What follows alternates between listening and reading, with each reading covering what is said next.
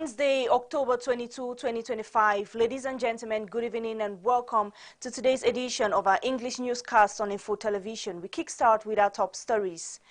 All petitions filed before the Constitutional Council contesting and calling for the cancellation of the October 12 presidential election have been declared inadmissible.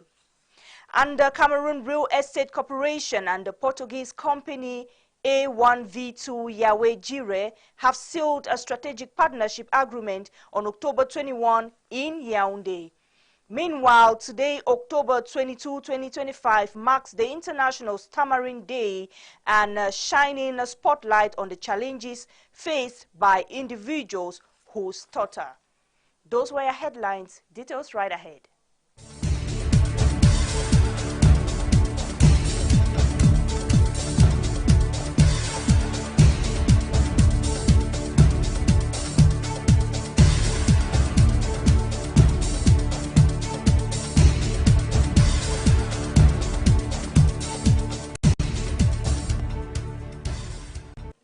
Welcome back. All petitions filed before the Constitutional Council contesting and calling for the cancellation of the October 12 presidential election have been declared inadmissible. This was during a hearing in Yaoundé. Philips Enchi has the details.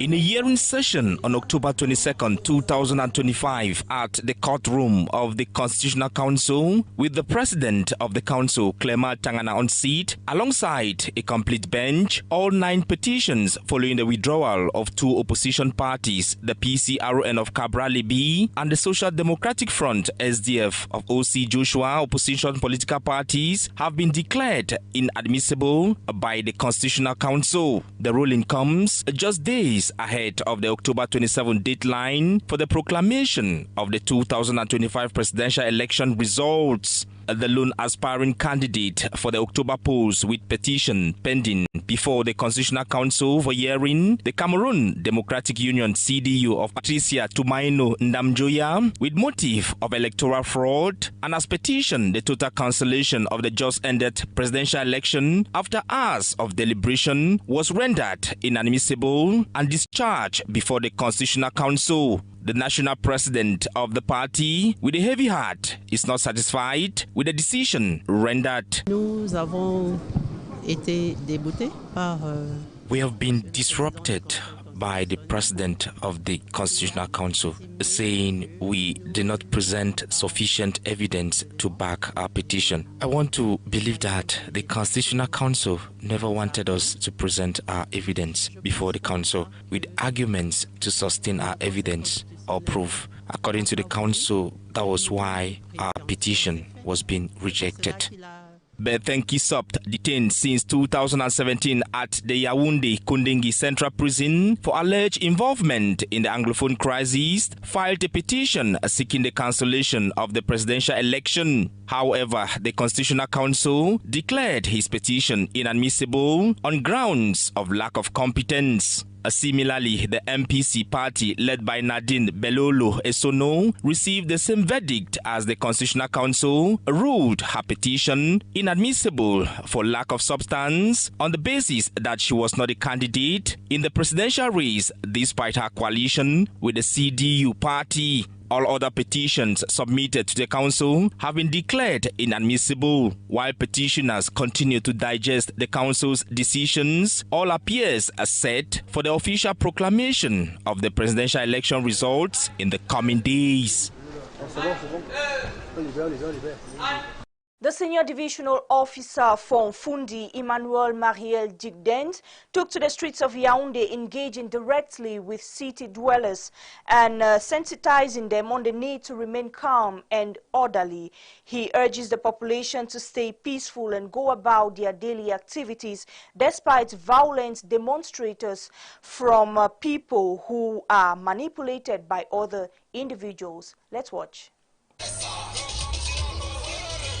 A few hours after a group of individuals paraded through the Tinga neighborhood, just a few meters away from the Briketeri area, spreading tension with the intent to incite insurrection and contest the ongoing electoral process, the senior divisional officer from Fundi in the Central Region, Emmanuel Marien Jikndent, took the streets of Yaoundé on October 21, 2025. He embarks on a sensitization campaign urging the population to go about their daily activities without fear or panic. His tour covered key areas in the city from the Central Post roundabout through Avenue Kennedy and the Yaoundé Central Market, with a final stop at the Hilton roundabout. The Fundi administrator calls on city dwellers to remain calm and avoid manipulation, noting that several individuals inciting violence are already in custody. We did it just to mark and to sensitize our population, habitant of Yaoundé. So we are happy and satisfied after this march because you saw people are favorable for the peace. They told us that they need peace, and we came to ensure them that they should continue to do their own job. They should not understand, they should not answer all that people who will call them tomorrow to go out to do this thing and disorder. No, they don't need.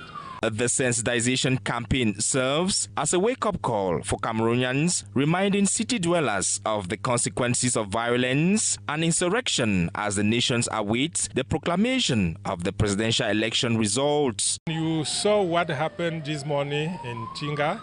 They wanted to do a bad manifestation.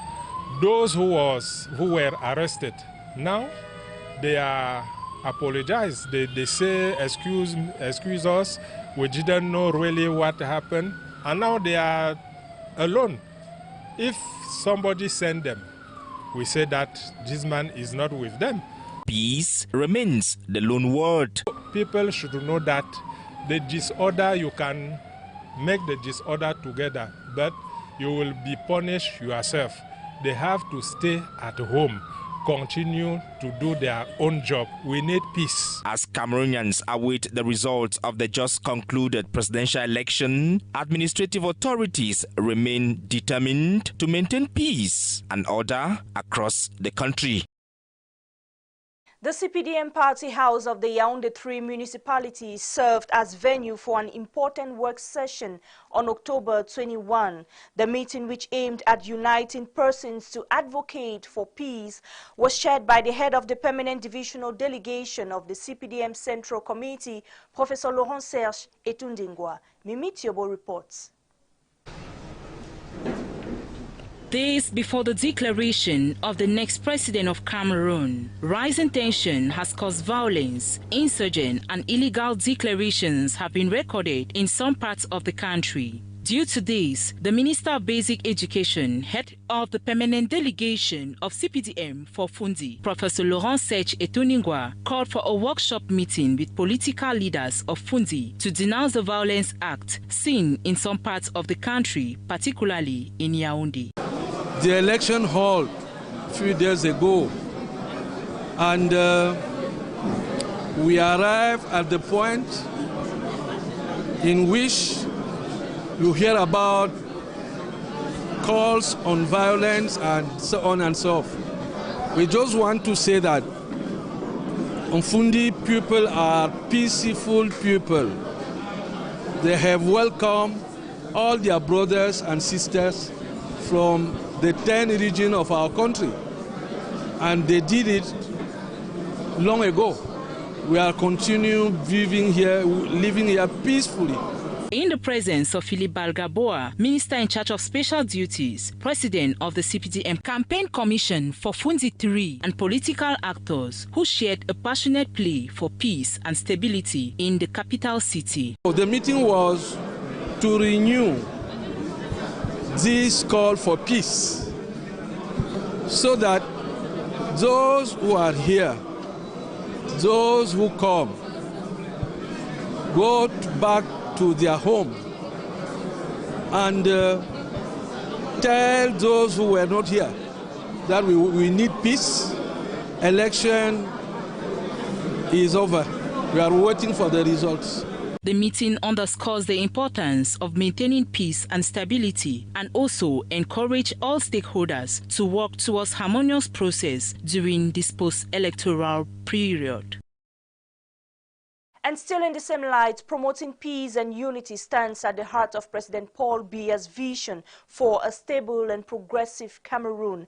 This was among the key messages echoed at the CPDM authorities in the Mefu and Afamba Division Party House in the Swa subdivision. Phillips Enchi tells us more.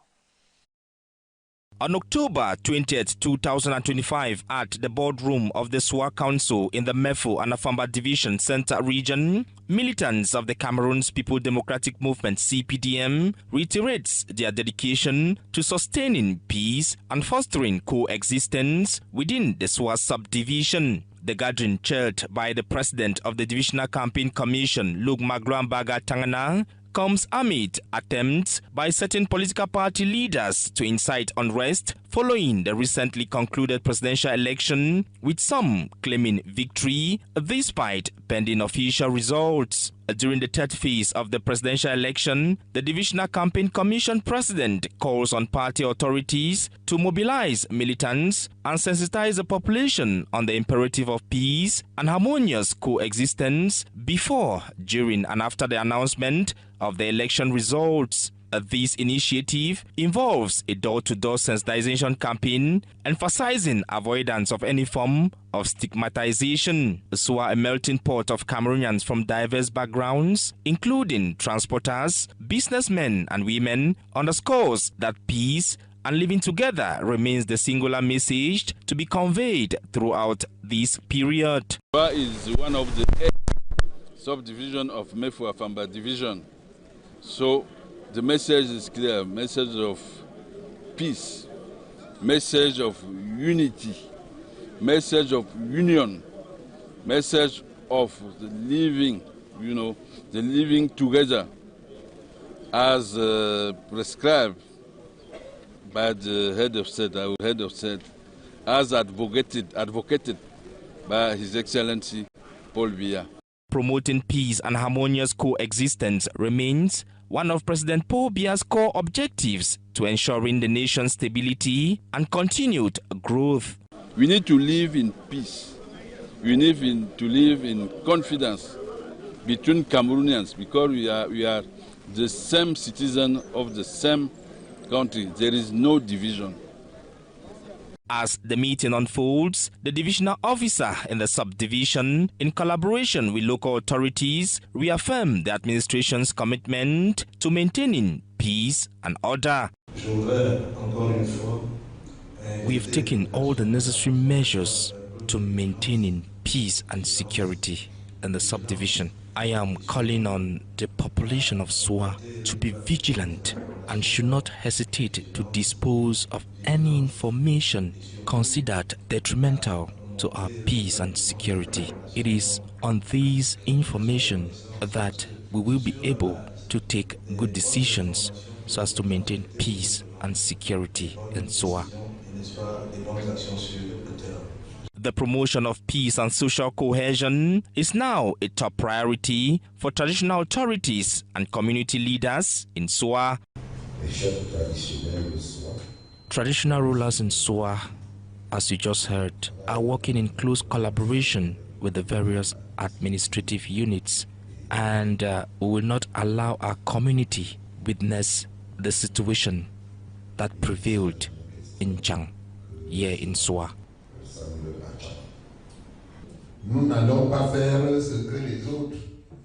We are not going to accept what happened in Chang to manifest itself here. I want to reassure you all that you can count on us, people from the West regions. We will continue with the door-to-door sensitization so that our people residing here in Swa will not be subjected to the same scenario in the West region.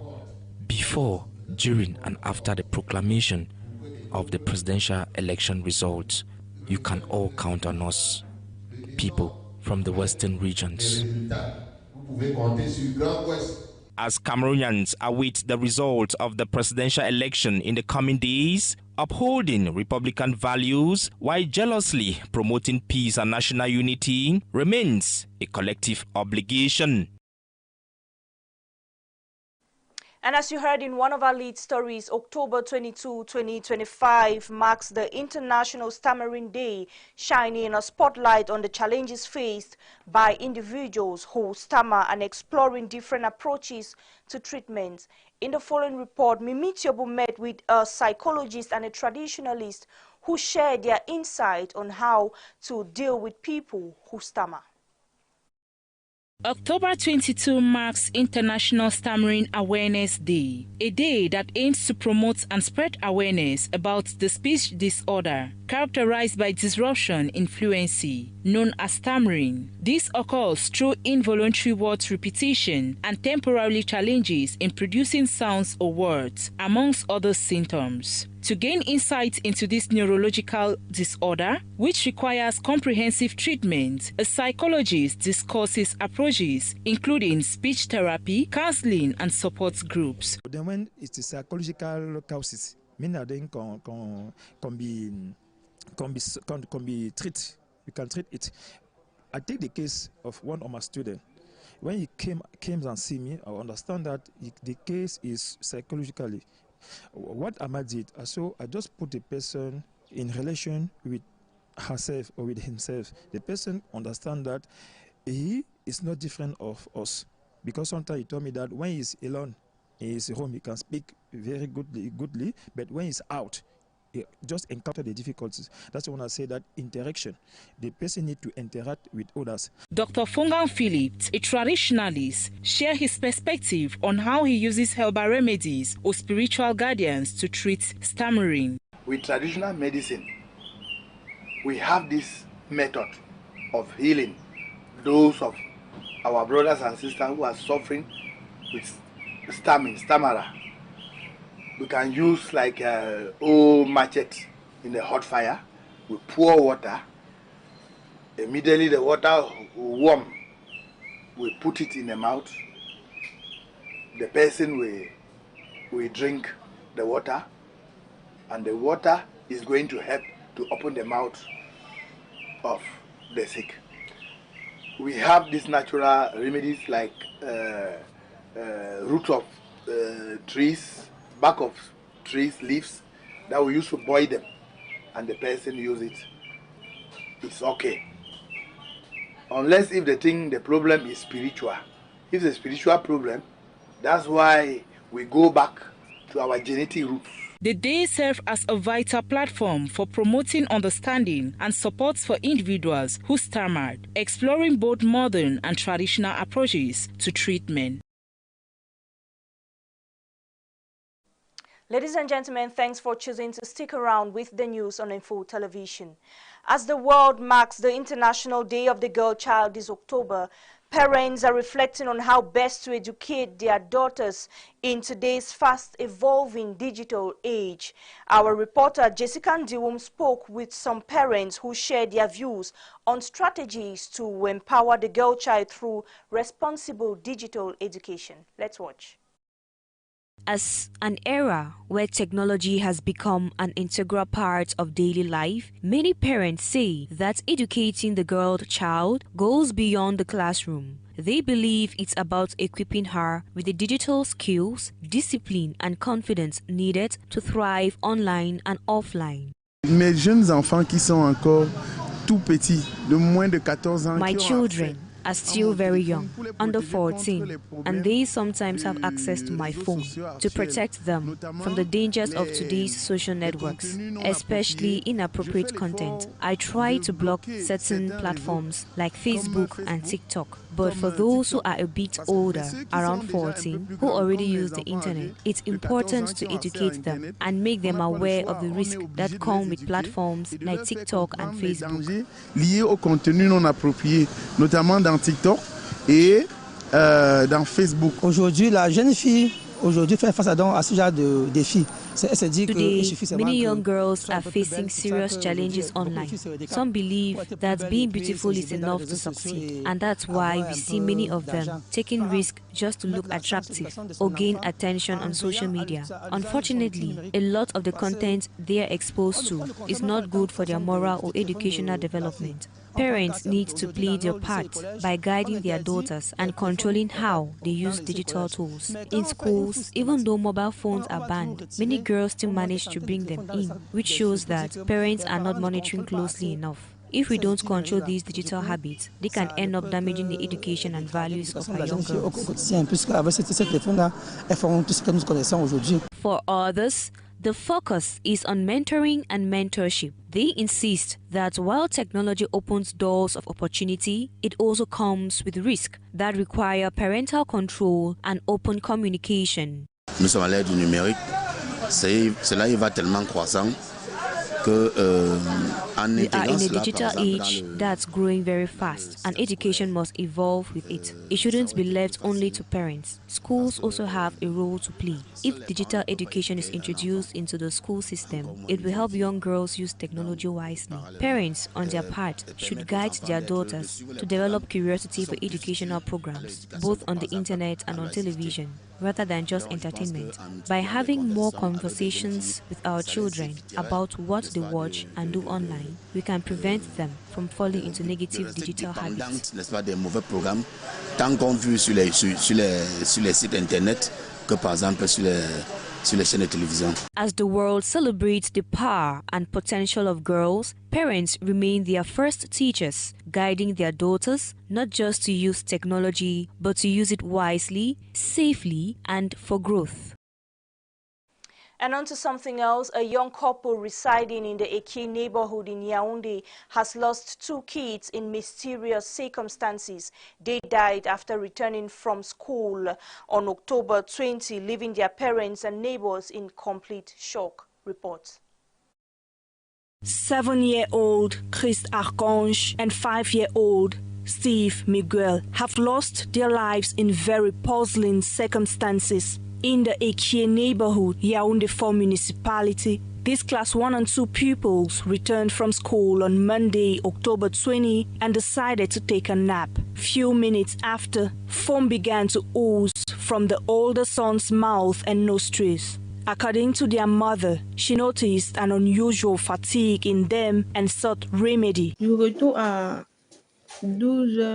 When the kids came back from school at 12:45 p.m. as usual, my younger son told me, "Mom, my stomach was aching while I was in school." He also said a birthday was celebrated in my class today. I also noticed that they didn't go and play after school as usual. They also refused to eat, so I got some drugs for the stomach ache. After rushing Chris to the hospital and him being declared dead, the couple is alerted that their second son, Steve, is portraying the same symptoms. After the passing of my first child, we came back home and the other child was lying down on the veranda, and a few minutes later, he started crying and later declared dead. Chris and Steve can no longer go to school, neither can they play with their friends. This untimely death, as their parents call it, is a painful pill for them to swallow. However, the events leading to their demise are still unclear. And on to something else, the Cameroon Real Estate Corporation and the Portuguese company A1V2 Yahweh Jiret have signed a strategic partnership agreement on October 21, 2025 in Yaoundé. The signing marks a significant step towards boosting investment and innovation in Cameroon real estate sector. Jessica Ndiwum tells us more. The signing of a partnership agreement between the Cameroon Real Estate Company, known in French as Société Immobilière du Cameroun, SIC, represented by its general manager, Amadou Sadaona, and the Portuguese company A1V2 Yahweh Jiret by Luis Casaliro, took place on October 21, 2025 in Yaoundé. The agreement seeks to promote the consolidation of international partnerships and explore new opportunities for technical and financial cooperation in the housing sector. Speaking during the signing ceremony, the president of A1V2 Yawejired, Luis Casaliro, expressed gratitude for the confidence the Cameroon government has bestowed on his company, which in return guarantees their commitment to deliver quality project results. We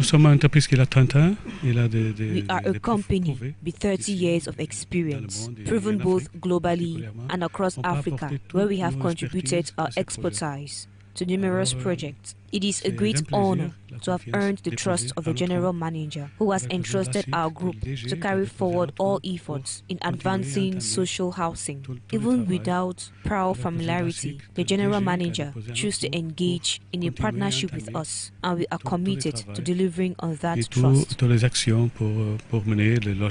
He further stated that 600 social housing units are expected to be completed before the end of the year, while an additional 400 will run off the first phase of construction. Ultimately, the partnership aims to deliver a total of 4,000 social housing units across the country. Ça se voit cas par cas. Nous sommes une société qui... The project will be carried out in phases. We are a company with the resources and expertise to ensure its successful execution. As demonstrated in our previous projects, we are fully capable of managing large-scale initiatives, and we are committed to mobilizing all necessary means to make this project a reality here in Cameroon. Nous mettons tous les moyens pour que ça sera une réalité ici au Cameroun. The representative of the Portuguese company A1V2 Yawejired emphasized the methodology, particularly how the public-private partnership framework will unfold to adapt to Cameroon's climatic realities and the construction of new housing facilities. Je reviendrai déjà sur la méthodologie. I will start with the methodology, which forms the foundation of this special purpose vehicle, a public-private partnership. We have a team of Cameroonian engineers working alongside our headquarters in Lisbon. Both teams will collaborate closely, combining advanced technology with local expertise. While we will transfer technology, we will also learn from the Cameroonian team about the realities on the ground, ensuring the project is fully adapted to the local context. Les renseignements sur la réalité camerounaise. It should be noted that prior to this partnership, the Portuguese company has successfully carried out operations in Morocco, Algeria, Gabon, Angola, and Namibia, particularly in park development, airport construction, social housing, and port renovation projects. The general manager of Cameroon Real Estate Company, Amadou Sadaona, expressed his pleasure at the company's growth and achievement, noting that the company is set to evolve into a high-performing and innovative real estate developer. We are expecting to enhance the capacity of Cameroon real estate